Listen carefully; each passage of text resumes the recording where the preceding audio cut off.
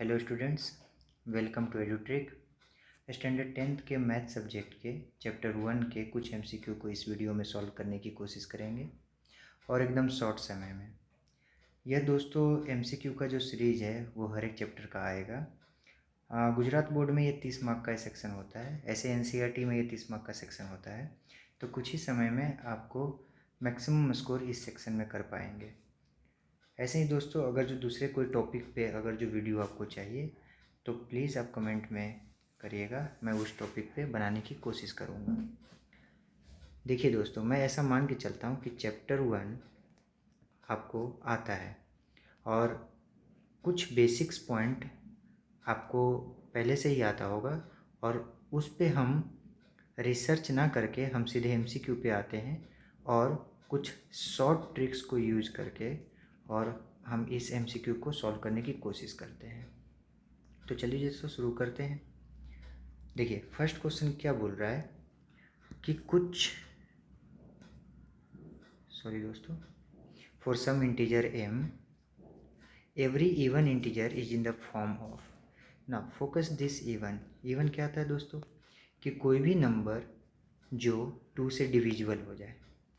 तो देखिए दुनिया का कोई भी नंबर जो 2 से डिविजिबल होगा वो 2 के मल्टीपल में भी तो होगा, और उस मल्टीपल का जो अननोन नंबर है उसको बोला है कोई भी आप m ले लो। तो अगर जो m आप ले लेते हो तो ये जो एवरी इवन इंटीजर का जो फॉर्म होगा वो डायरेक्टली आपको बन जाएगा 2m। ऐसे ही दोस्तों नेक्स्ट क्वेश्चन पर हम देखते हैं। फॉर सम इंटीजर q, यहाँ पे बोला है कोई भी आप इंटीजर q ले लो। एवरी ऑड इंटीजर, ना focus on odd. Odd means क्या होता है दोस्तों? तो देखिए अगर जो इवन इंटीजर 2m के फॉर्म में होता है तो अगर जो उसमें 1 ऐड कर देते हैं तो ये हमारा जो फॉर्म है वो ऑड का बन जाता है।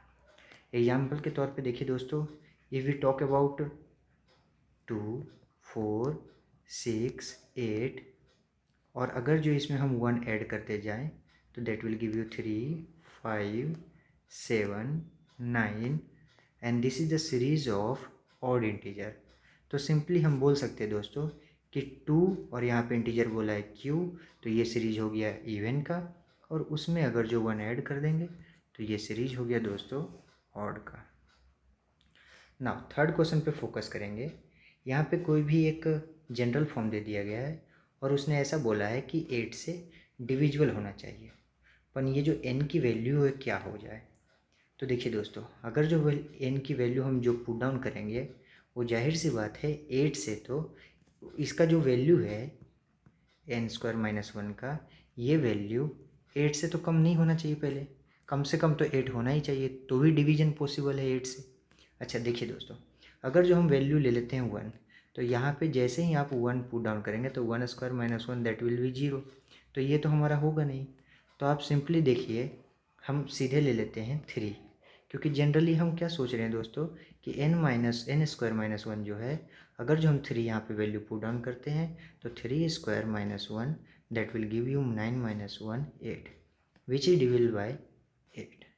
नाउ वैसे ही दोस्तों हम n² - 1 और n की वैल्यू जो है, अगर जो 3 की जगह हम 5 लेते हैं, तो अगर जो 5 हम लेते हैं तो 5² - 1 that will give you 24 and that is also divisible by 8। ऐसे ही दोस्तों हम n की वैल्यू 7 भी लेंगे तो डेट विल गिव यू 48/8। 48/8, तो ये भी दोस्तों 8 7 जा यानी कैंसिल हो जाता है। तो उस तरीके से हम बोल सकते हैं कि हमारी जितनी भी n की वैल्यू है वो 3, 5, 7 ये सब सेटिस्फाइड कर रहे हैं, और ये सारे के सारे को हम ऑड इंटीजर बोलते हैं। नेक्स्ट दोस्तों देखिए, HCF of 65 and 117 is expressible in the form of, this is the general form, तो find the value of m। देखिए दोस्तों बिल्कुल सिंपल है, ये HCF बोला है। अब ध्यान से सुनिए कि HCF का मतलब क्या होता है। HCF का मतलब ये होता है कि वह छोटा से छोटा, वह स्मॉल से स्मॉल नंबर कौन सा है जो इन दोनों को ही डिवाइड कर दे। तो आपको अगर जो टेबल आता होगा 20 तक, तो क्लियरली आप देख सकते हैं कि ये 13 से डिविजिबल होने वाले नंबर है। अगर जो ये 13 से डिविजिबल होने वाले नंबर हैं तो जाहिर सी बात है ये जो जनरल फॉर्म है ये भी 13 से डिवाइड होने चाहिए। अगर जो ये 13 से डिवाइड हो जाते हैं तो हम m की वैल्यू प्लेस डाउन ईजिली कर सकते हैं। तो m की वैल्यू आप सपोज कर लीजिए 1, तो 1 करेंगे तो ये तो माइनस में चला जाएगा वैल्यू, तो पॉसिबल नहीं है। अगर जो 2 सपोज करते हैं तो 65 2 जा 130 में से 117 को माइनस करते हैं तो ये आपको 13 आ जाता है, that will be divided by 30। तो हम देख सकते हैं कि यहाँ m की वैल्यू जो है वो 65m है और m की वैल्यू क्या हो गई दोस्तों 2। ऐसे ही दोस्तों नेक्स्ट हम क्वेश्चन देखते हैं। The largest number which divides 70 and 125 leaving remainder 5 and 8 respectively is. देखिए दोस्तों डिवीजन का मतलब क्या होता है पहले वो समझिए कि अगर जो कोई भी नंबर है और उसको हम मान लो 2 से डिवाइड कर रहे हैं तो 2 4 जा 8, रिमाइंडर क्या हुआ 1। ये हमको ये शो करता है दोस्तों कि ये जो नंबर है ये एक ज़्यादा हो गया 2 से डिवाइड करने में, क्योंकि अगर जो 2 4 जा 8 देखे दोस्तों तो 8 पूरी तरीके से डिवाइड है, क्योंकि दुनिया का कोई भी नंबर जिससे हम डिवाइड करते हैं उससे रिमाइंडर तो कम ही आता है। इसका मतलब ये हुआ कि 9 में अगर जो हम 1 ऐड कर दें तो ये क्या हो जाएगा, 9 में 1 अगर जो माइनस कर दे दोस्तों तो ये हो जाएगा 8 और वो डिवाइड करेगा। रिमाइंडर क्या हमको बताता है कि उतना नंबर वो आगे निकल गया। तो वैसे ही देखिए दोस्तों 70 है उसमें से 5 नंबर आगे निकल गया, डैट मीन्स 5 रिमाइंडर बच रहा है। तो दुनिया का कोई भी नंबर जो 70 को डिवाइड कर रहा होगा वो 5 रिमाइंडर छोड़ेगा। इसका मतलब ये है कि वो 65 नंबर होगा। और 125 है और वो रिमाइंडर 8 लीव कर रहा है, मीन्स 117 नंबर 1 होगा। और ध्यान से देखिए लार्जेस्ट नंबर ऐसा कौन सा है जो इन दोनों को क्या कर रहा है, डिवाइड कर रहा है, और वो हमारा क्या होगा दोस्तों 13। कैसे पता चला, तो 13 की टेबल में ये भी आता है, 13 की टेबल में ये भी आता है। और ऐसा हम बोल सकते हैं कि HCF जो होता है वह मिनिमम नंबर होता है जो दोनों को, मैक्सिमम नंबर होता है जो दोनों को डिवाइड कर दे। आगे देखते हैं दोस्तों, यहाँ पे देखिए if two positive integers a and b are written as a is equal to x cube y square where b is equal to x y cube are prime to each other prime number then HCF is. देखिए दोस्तों ये दोनों क्या है, prime number है। अगर जो prime number है तो HCF are prime number then HCF is. देखिए दोस्तों HCF क्या होगा, HCF यानी होता है हाईएस्ट कॉमन फैक्टर। नाम से ही पता चलता है कि जो कॉमन निकलेगा हाईएस्ट कॉमन फैक्टर वो कॉमन इसमें निकालने की हम कोशिश करेंगे, वही हमारा आंसर होगा। देखिए दोस्तों पहले x पे फोकस करिए, ये x जो है एक्स क्यूब है और ये x है, सबसे कम पावर वाला ये है तो x लिख लीजिए, और इसमें से सबसे कम पावर वाला क्या है, ये है, यही तो आपका HCF होगा। क्योंकि HCF हमेशा नंबर से छोटा होता है, जो भी दिया जाता है उससे छोटा होता है। तो एक्स वाई स्क्वायर इसका आंसर हो जाएगा। आगे बढ़ते हैं दोस्तों, if two positive integers p and q can be expressed as p is equal to ab square q is equal to aq being prime number then LCM। अब जहाँ पे LCM की बात आता है दोस्तों तो जो नंबर दिया रहता है उससे बड़ा आंसर होता है, लार्जर वाला आंसर होता है। तो इसमें जो p is equal to a into b square where q is equal to a cube into b दिया हुआ है, तो इन दोनों में देखिए दोस्तों जिसका पावर ज़्यादा होगा ना वही आंसर होगा। तो पावर ज़्यादा किसका है, ए क्यूब का, और इन दोनों में पावर ज़्यादा किसका है, बी स्क्वायर का। तो ये आपका आंसर हो जाएगा। आगे बढ़ते हैं दोस्तों, the product of non zero rational number and irrational number is always. ध्यान रखिए दोस्तों जहाँ पर भी इरेशनल नंबर आ जाता है उसके साथ चाहे एडिशन करे, चाहे प्रोडक्ट करे, चाहे किसी भी नंबर का करे, वो ऑलवेज क्या होता है, वो ऑलवेज इरेशनल नंबर ही होता है। कैसे, देखिए दोस्तों फर्स्ट कंडीशन में ऐड करके देखते हैं। तो कोई भी एक नेचुरल नंबर लीजिए, अदरवाइज कोई भी एक रेशनल नंबर ले लीजिए 2, और उसमें ऐड करने की कोशिश करिए इरेशनल नंबर को, तो that will also give you irrational number. Subtraction की बात करें तो 2 माइनस रूट 2 करेंगे तो भी आपको इरेशनल नंबर ही मिलेगा। और अगर जो मल्टीप्लिकेशन की बात करें 2√2 तो भी आपको ये इरेशनल नंबर ही मिलेगा। और डिवीजन की बात करें 2/√2 तो भी आपको इरेशनल नंबर ही मिलेगा।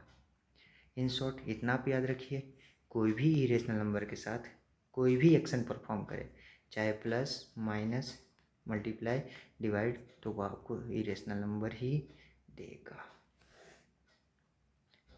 नेक्स्ट क्वेश्चन देखते हैं दोस्तों। The list number that is divisible by all the number from 1 to 10। ध्यान देखिए दोस्तों, लिस्ट नंबर कौन सा ऐसा छोटा से छोटा नंबर है जो 1 से 10 तक जितने भी नंबर आते हों, चाहे 1 2 3 4 5 6 7 8 9 10 जितने भी नंबर आते हों उससे डिवाइड हो जाना चाहिए।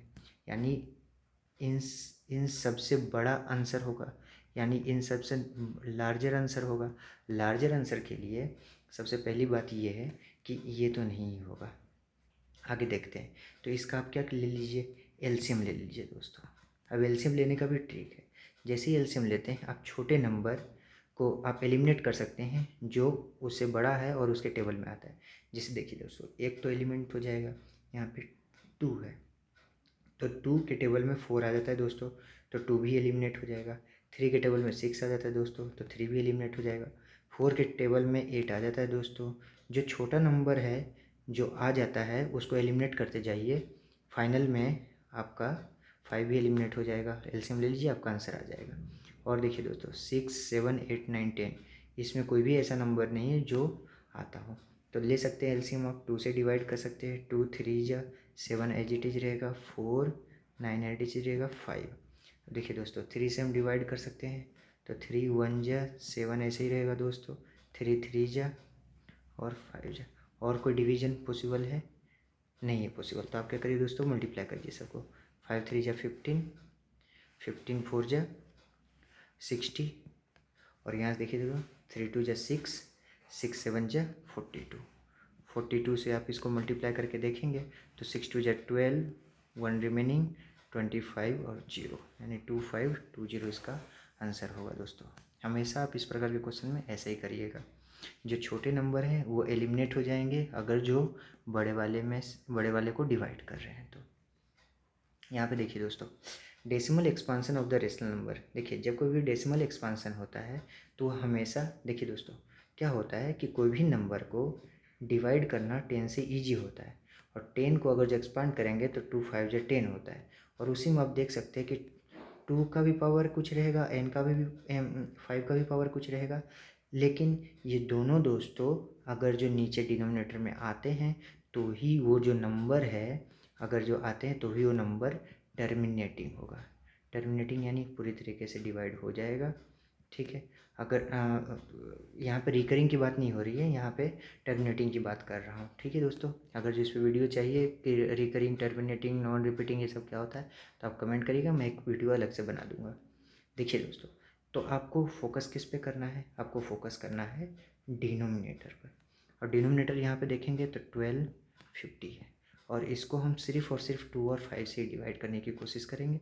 तो 5 2 जा 10, 5 5 जा, फिर 5 से इसको करेंगे 50 टाइम्स में, फिर 5 से इसको करेंगे 10 टाइम्स में, फिर 5 से इसको करेंगे 2 टाइम्स में, और 2 से करेंगे 1 टाइम्स में। तो आप देख सकते हैं दोस्तों कि इसका जो डिनोमिनेटर है उसको हम ऐसा लिख सकते हैं 5:1 2 3 4, 5:4 इंटू 2:1। तो आपका जो हाईएस्ट पावर है उसको आप टिक कर दीजिए, उतने डेसिमल के बाद रिकरिंग हो जाएगा। डेट मीन्स क्या कि अगर जो 14587 को हम डिवाइड कर रहे हैं 1250 से, तो कुछ नंबर होंगे आगे में, फिर पॉइंट के बाद 1 2 3 4 डिजिट के बाद ये टर्मिनेट हो जाएगा। इसलिए दोस्तों ये है। थैंक यू दोस्तों। आप इसी सीरीज में सेकंड चैप्टर का भी जल्दी ही वीडियो आएगा, आप बने रहिए। कोई भी चीज़ नहीं आ रहा तो आप कमेंट, ठीक है दोस्तों। ओके, जय हिंद, ऑल द बेस्ट।